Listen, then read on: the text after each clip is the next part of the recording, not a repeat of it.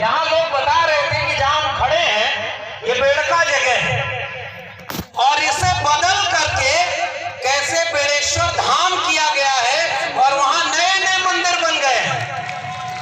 ये गलत कर दिया, हमारे इतिहास पर अपना इतिहास आरोपित कर दिया।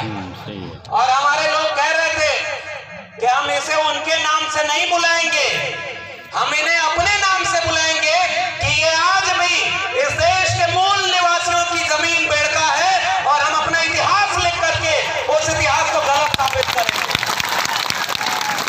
और यही काम पूरे देश में हुआ है साथियों।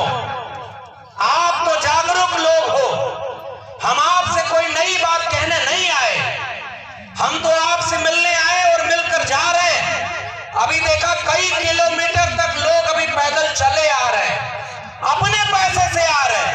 ये बस में ट्रक में भर कर लाई गई पैसा देकर भीड़ नहीं है, ये अपने वजूद के लिए आई भीड़ है।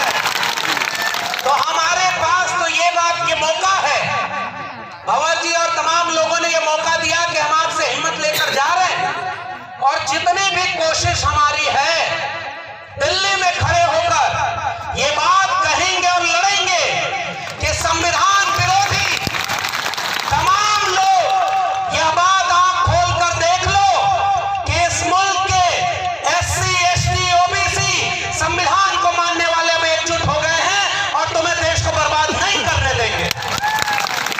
तो पहली बात यही कि साथियों एकजुट होने का वक्त है। मैं तो आदिवासी समाज से आता भी नहीं, मैं तो ओबीसी समाज से आता हूं। ओबीसी मतलब जानते हैं, और मुझे पता चला है कि इस कार्यक्रम में ढेर सारे ओबीसी भी आए हुए हैं। और आपके बारे में तो हमें भी 2 साल पहले पता चल गया था कि जिन आदिवासियों को वनवासी करके तोड़ने की कोशिश हो रही थी, 7-8 साल पहले उस आदिवासी परिवार ने एकजुट होकर सबको जोड़ने की कोशिश कर ली और आपने क्रांति कर दी है भाई। मैं आपको सलाम कर रहा हूं। और आपने जो 2 विधायक जिताए उनमें से एक तो हमारे पिछले दिनों दिल्ली गए थे, अपने विद्यार्थियों को, अपने इलाके के छात्रों को एरोप्लेन में लेकर के पूरा दिल्ली घुमाया कि जाओ और पढ़ाई करोगे तो एक दिन दिल्ली पर तुम कब्जा भी कर लोगे। ये कहने की बहुत जरूरत है। और ऐसे वक्त में ले आए हैं वो दिल्ली जब इस देश में एक प्रधानमंत्री ऐसा बैठा है जो पहले जब चुनाव लड़ रहा था तो वादा क्या किया था कि वो बेच रहे हैं भारत को, मैं चैन से कैसे सो जाऊं, सौगंध मुझे इस मिट्टी की, मैं देश नहीं बिकने दूंगा। बोला था ना, आप लोग भी सुने थे ना कि देश बेचेगा नहीं, न खाऊंगा और न खाने दूंगा, ये नारा लगाया था ना। अब जब प्रधानमंत्री बन गया तो 8 साल में क्या कर रहा है, पहले रेल बेच दिया, फिर बैंक बेच दिया, फिर LIC बेच दी, फिर BSNL बेच दिया, हमारी जल जंगल जमीन को बेच दिया, हमारी शिक्षा में 13 पॉइंट रोस्टर ले आया था कि हमारे प्रोफेसर भी न बन पाए, और कहा हवाई जहाज वालों को, हवाई चप्पल वालों को हवाई जहाज में चलाएंगे, हवाई जहाज भी बेच दिया। पूरा देश बेचते बेचते अपने दोस्त को दुनिया का दूसरा अमीर आदमी बना दिया और पूरे देश को नीलाम कर दिया है। ऐसे वक्त में हम खड़े हैं। तो मैं तो ऐसे क्रांतिकारी लोगों को सलाम कर रहा हूं। आपने ऐसा विधायक चुना जो आपके विद्यार्थियों की शिक्षा की चिंता करता है। मैं तो उत्तर प्रदेश का रहने वाला हूं, वहां जो विधायक और सांसद दिल्ली और उत्तर प्रदेश में है वो स्कूल और विद्यालय की चिंता नहीं कर रहे, वो शौचालय और देवालय की चिंता कर रहे हैं। अब एक बात बताओ, आप इस मुल्क के मूल निवासी कौन? ये हम लोग हैं ना। मैं ओबीसी समाज से आता हूं और एक ही बात, 2 बात कहने आया हूं। पहली बात तो शिक्षा की करने आया हूं। मैं दिल्ली विश्वविद्यालय में पढ़ाता हूं और पता है अभी परमानेंट प्रोफेसर नहीं हूं, टेम्परेरी हूं।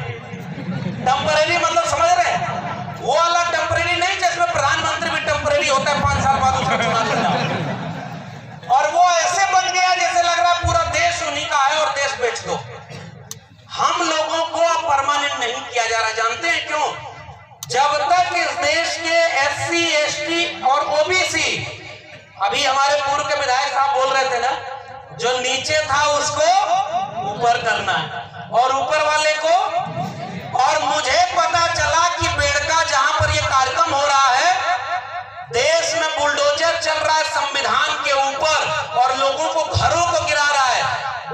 में कुछ दिन पहले बुलडोजर चल रहा था जमीन बराबर करने का, चल रहा था ना।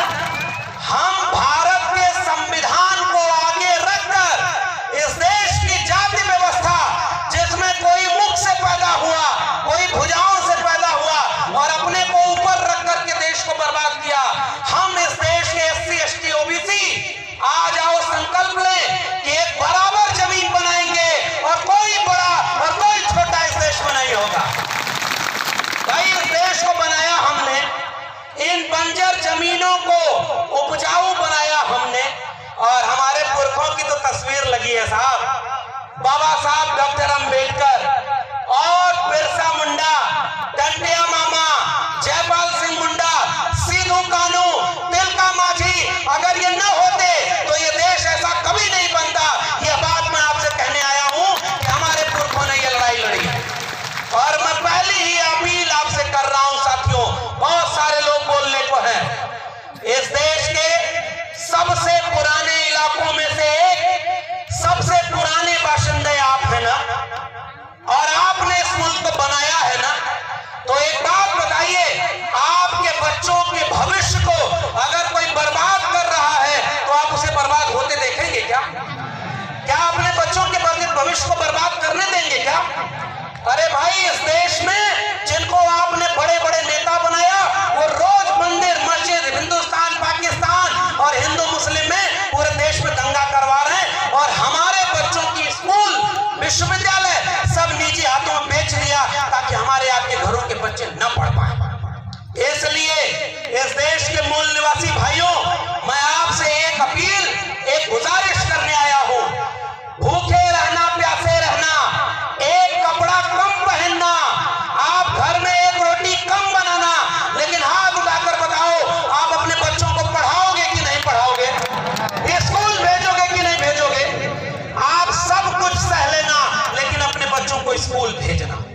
बाबा साहब डॉक्टर अंबेडकर ने एक बात कही थी, जिस दिन इस देश में मंदिर जाने वाली भीड़ स्कूल जाने लगेगी, उस दिन इस देश में क्रांति हो जाएगी और इस देश को कोई गुलाम नहीं बना पाए। तो जो विधायक ने अभी 25, 30, 50 बच्चों को दिल्ली लेकर के दिखाया कि ये दिल्ली है जहां से पूरा देश चलता है, तुम्हें पढ़ लिख करके DM SP doctor engineer professor और जज बनना है। एक बात बताओ इस देश के आदिवासी लोगों, सुप्रीम कोर्ट में कितने जज आपके हैं पता है? 0 है। आपके हाई कोर्ट में कितने जज हैं? आपके प्रोफेसर कितने हैं? सब 0 हैं लगभग। और सारा कब्जा किसने किया है? 5% लोगों ने इस देश की 90% जगह, जमीन, प्रोफेसर, डॉक्टर, इंजीनियर सब पर कब्जा किया। क्या हम लोग गुलाम हैं क्या?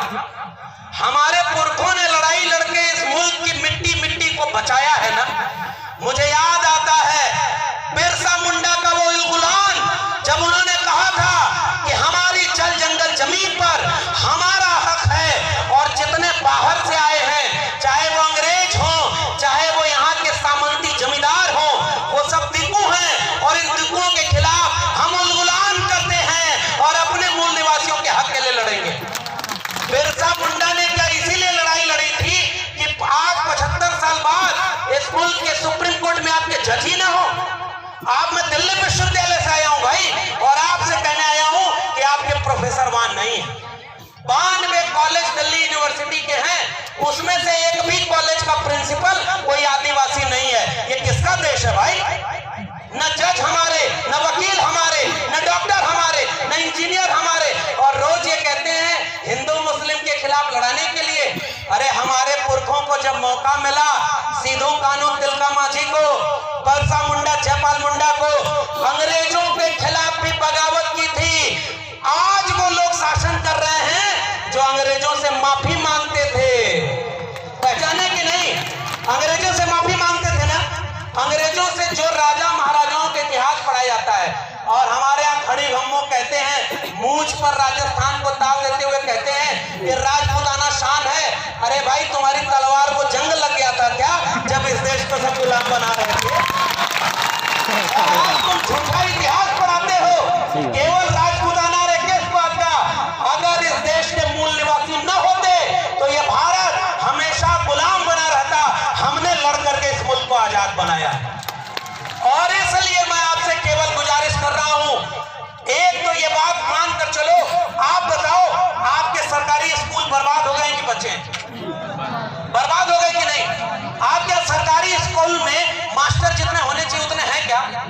वहां बिल्डिंग है क्या? वहां पानी शौचालय है क्या? स्कूल बर्बाद कर दिया, पढ़ाई खत्म। जब पढ़ाई खत्म हो जाएगी तो बिरसा मुंडा को पढ़ेगा कौन? सिद्धू कानू को पढ़ेगा कौन? और भारत के संविधान को कौन पढ़ेगा? और जब आपके बच्चे पढ़ेंगे नहीं ना, तो कल को बेड़का धाम को कोई बड़ेश्वर धाम बना देगा और हम आप कुछ नहीं कर पाएंगे। शिक्षा अगर नहीं मिली तो हमारी पीढ़ियां गुलाम पैदा होंगी। इसलिए इस राजस्थान के लोगों, इस भारत के मूल निवासी लोगों, इस देश के दलित पिछड़े आदिवासी लोगों, एक संकल्प लो कि चाहे कुछ भी हो जाए, हम अपने इसको घर के लड़के और लड़कियों दोनों को स्कूल भेजेंगे और पढ़ाई करेंगे ताकि आने वाली पीढ़ी गुलाम न पैदा हो। और दूसरी अपील करके आपसे विदा लूंगा। वो दूसरी अपील केवल इतनी है कि एक चीज, डॉक्टर अंबेडकर को हम क्यों मानते हैं? अभी एक गाना बज रहा था, आनंद राय साहब बैठे हुए हैं, हम लोग बहुत पहले इनको सुनते थे कि भाई मध्य प्रदेश में कोई घोटाला हुआ, वहां वो विसल ब्लोअर हैं, जान जोखिम में लेकर के लड़ाई लड़े और पता चला जो घोटाला करते रहा वो अमीर बनते रहा, देश को बेचते रहा और हमारे लोगों का हक खत्म हो गया ना। इसलिए दूसरी और आखिरी अपील, हम बाबा साहब को क्यों मानते हैं? क्योंकि उन्होंने भारत का संविधान दिया। बिरसा मुंडा के बाद अगर हम सबसे ज्यादा पढ़ने लिखने वाले, मैं तो ओबीसी समाज से आता हूं, लेकिन मैं तो सीना ठोक के कहता हूं, अगर बिरसा मुंडा और जयपाल सिंह मुंडा न होते, संविधान सभा में जयपाल सिंह मुंडा खड़े होकर न बोले होते कि हम संदो घाटी सभ्यता के वारिस हैं, हम इस देश के मूल निवासी हैं और इसकी जल जंगल जमीन पर पहला हक हमारा है, तब ये भारत भारत न बनता। इसलिए जो संविधान बना, बाबा साहब अंबेडकर, ज्योतिबा फूले और साहू जी महाराज से लेकर के बिरसा मुंडा, जयपाल मुंडा, सबने मिलकर एक ऐसा भारत बनाया, एक ऐसा संविधान बनाया जिससे हम सब बराबर हैं। हम सब बराबर है ना। अब तो कोई मुख से पैदा नहीं होता ना,